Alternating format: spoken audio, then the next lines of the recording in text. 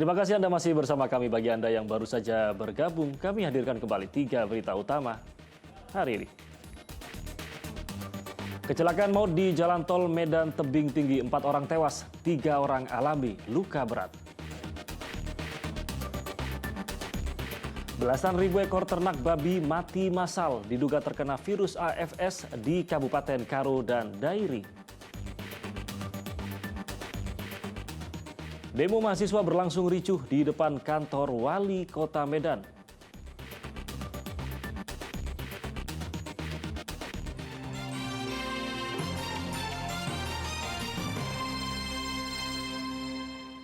Ya, unjuk rasa mahasiswa di kantor Wali Kota Medan berlangsung ricuh. Mahasiswa terlibat aksi saling dorong dengan personel kepolisian. Mahasiswa mendesak Wali Kota Medan Bobi Nasution berdialog langsung dengan para demonstran.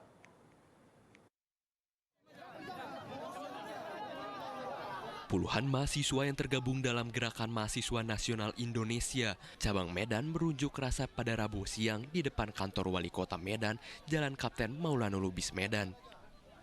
Selain membentangkan spanduk dan membawa poster meminta Bobi Nasution bekerja profesional menyelesaikan berbagai permasalahan di Kota Medan. Mahasiswa juga sempat membakar ban bekas di ruas jalan, namun tidak lama aksi bakar ban dihentikan. Hingga Rabu petang unjuk rasa tak kunjung bubar. Mahasiswa mendesak bertemu langsung dengan Wali Kota Medan, Bobi Nasution. Desakan ini mengakibatkan antara mahasiswa dan petugas kepolisian yang memasang pagar betis di depan gerbang kantor Wali Kota.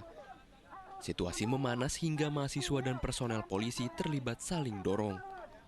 Sebagian mahasiswa berupaya menerobos masuk.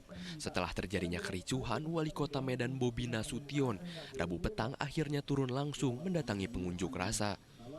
Bobi sempat terlibat perdebatan dengan mahasiswa yang menilai menantu Presiden Jokowi itu tidak becus mengurusi permasalahan ekonomi. Ya bukan menantang, mereka menyampaikan keinginan. Tadi saya tangkap datang ke ruang, saya sampaikan kita bahas awalnya karena sudah ada perdanya ya, dan kita bahas kalau memang ini baik tentu kami akan support, kami akan setuju.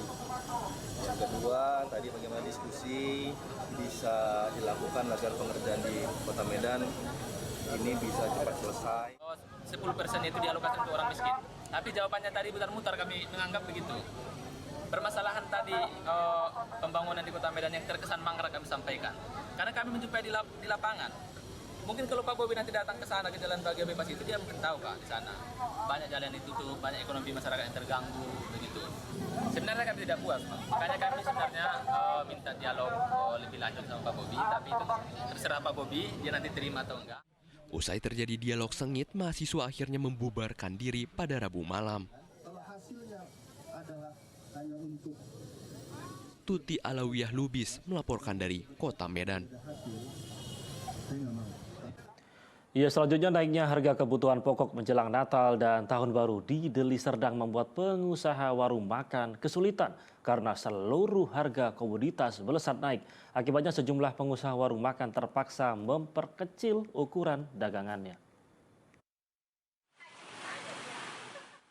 Menjelang Natal dan Tahun Baru, harga komoditas sayur mayur dan bahan pokok mengalami kenaikan di Deli Serdang. Hal ini membuat para pengusaha rumah makan harus memutar otak agar tetap untung. Salah satu pemilik warung makan di Batang Kuis Pekan, Kabupaten Deli Serdang, terpaksa mengurangi porsi makanan yang dijualnya.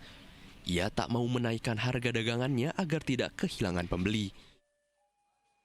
Jadi kalau masalah harga pokok umum, garam itu yang 10 kilo biasanya itu 35, sekarang di 56.000. Itu dibeli juga. Memang semuanya bahan pokok ya. Kalau kedai nasi pedagang umumnya ampun, itu udah positif. Kalau rekan-rekan di pajak itu pun kadang-kadang, tuh kayak mana jualanmu? Ya, kayak mana?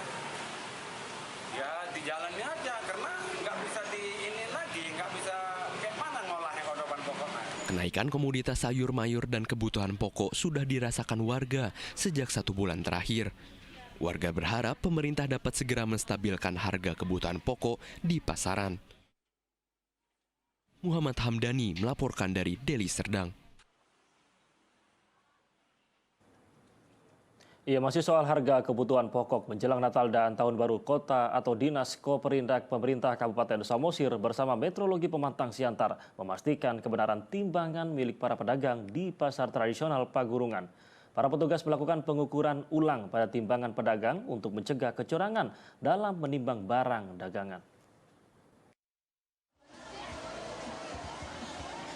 Memastikan kebenaran timbangan milik para pedagang di pasar tradisional modern Pangururan, Dinas Koperindak Kabupaten Samosir bersama UPTD Meteorologi Pemantang Siantar melakukan pengukuran ulang pada timbangan milik para pedagang. Langkah ini dilakukan untuk mencegah kecurangan para pedagang dalam menimbang barang dagangannya kepada pembeli jelang perayaan Natal dan Tahun Baru. Saat pengecekan, petugas menemukan sejumlah timbangan pedagang yang beratnya tidak sesuai. Dari perlindungan konsumen supaya kita mengetahui kebenaran timbangan-timbangan yang dikeluhkan oleh para masyarakat untuk mengantisipasi kerugian pembeli dan kerugian daripada penjual. Jadi kita laksanakan ini dalam rangka menjelang Nataru supaya kita sama-sama terlindungi dari berbagai tipuan. Masyarakat diimbau untuk memperhatikan stiker atau label tera ulang yang sudah diberikan oleh petugas sebelum membeli barang dagangannya. Yan Asmara melaporkan dari Kabupaten Samosir.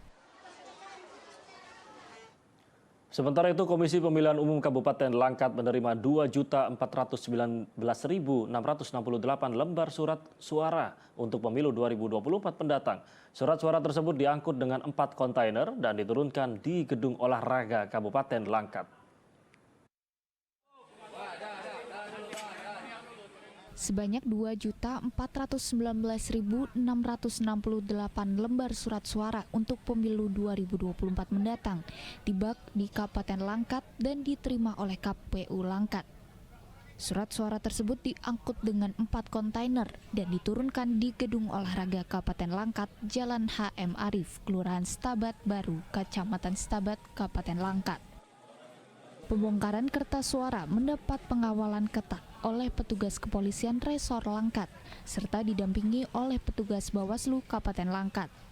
Surat suara ini merupakan pengadaan yang kedua, sebelumnya kotak suara sudah terlebih dahulu tiba. KPU Langkat langsung berkoordinasi dengan pihak kepolisian dan Bawaslu Kabupaten guna memastikan transparansi surat suara. Ini adalah pengadaan kedua.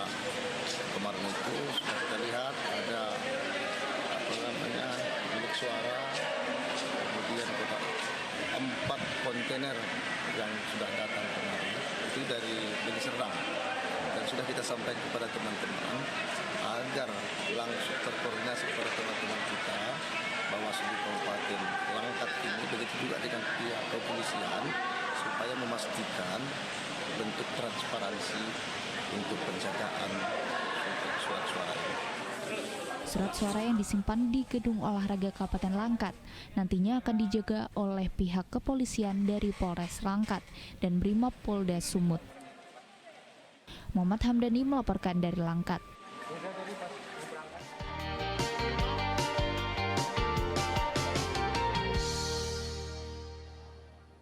Ya, berita soal surat suara tadi mengakhiri berita Medan hari ini. Saya Rama Ditya Domas berterima kasih atas perhatian dan kebersamaan Anda. Selamat beraktivitas dan sampai jumpa.